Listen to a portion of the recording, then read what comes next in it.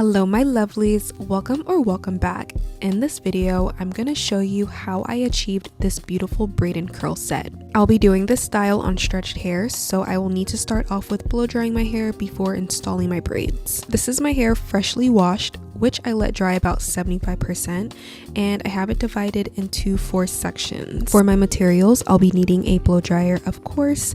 This is the Pattern Beauty blow dryer, and I'll be needing a thermal protectant. I'm using the Kenra blow dry spray, and I could not rave about this enough. She's everything that she says she is, and she is the moment. And then I'll be needing some metal clips for sectioning. Okay, so starting off with the first section, I'm going to split this section in half because my hair is on the thicker side, so it just makes it easier for me and my arms. And then I spritz that section generously with that thermal protectant.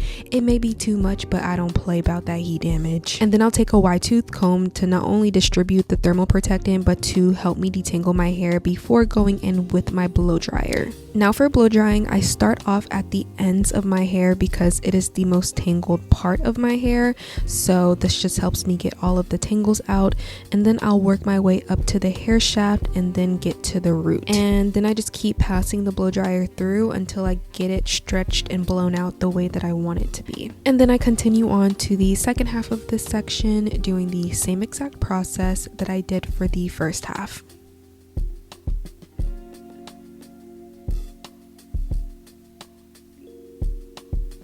Now, once I have that entire section stretched to my liking, I'm going to twist it around and wrap it into a bantu knot and then clip it into place.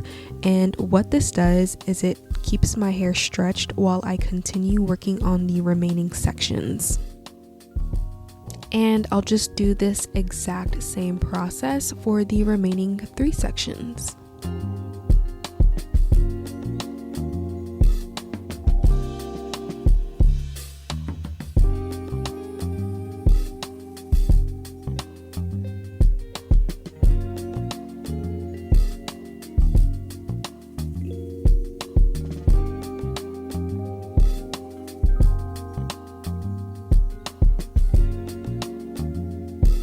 Now you will notice that my hair is not super straight and flat, but instead sort of poofy but still stretched. That's exactly how I want it to be because this will translate very nicely into the final braid out look. So now let's move into the braid install segment of this video. What I will be needing is a set of perm rods. This is a pack of 12, so I'm going to be doing 12 braids. And then I will also need a foaming setting mousse. And I want to emphasize how I apply my foaming mousse.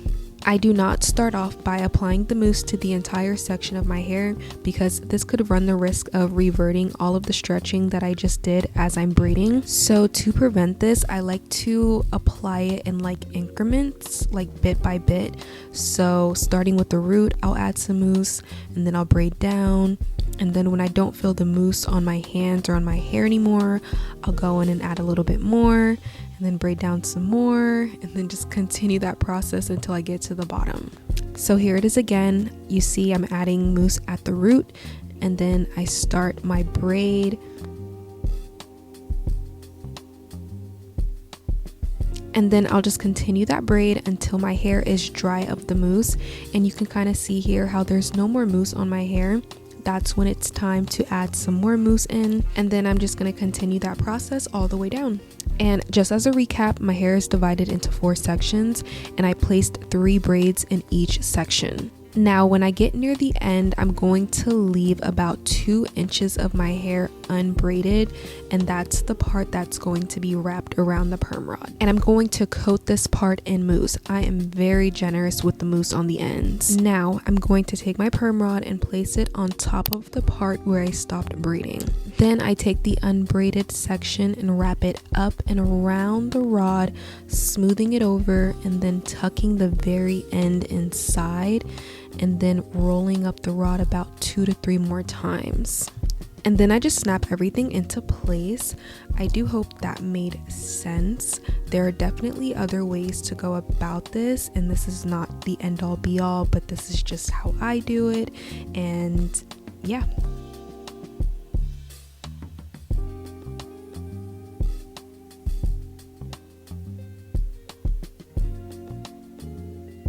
And when I had everything finished, I let them set overnight. I did not include a clip, but I did tie a scarf over before I went to bed using the bandana method, and this is just going to help reduce any frizz that might occur overnight. Now it is the next day. Let's take these braids down. I always add oil in my hands when I take down my styles. This just adds some lubrication and helps reduce any frizz while I have my hands in my hair. Now this part is pretty straightforward. I do go in first by taking down all of the rods, and y'all, I had a successful curl. I was so grateful because you know how it is when you do a rod set. It is such a toss up. It could be a fail or it could be successful. You just don't know. You just gotta cross your fingers and hope for the best.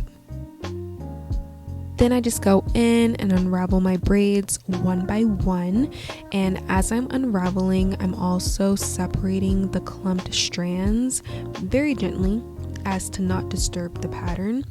This is also why it's good to have oil in your hands.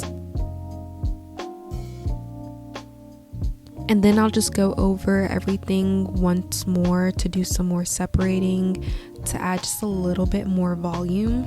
Even though this is day one hair and the volume that I want is never really there on day one hair, but anyways, that is all that I have for you guys. I love the way that this turned out. It is one of my favorite hairstyles, but most importantly, I hope this helps you with your braid and curl set.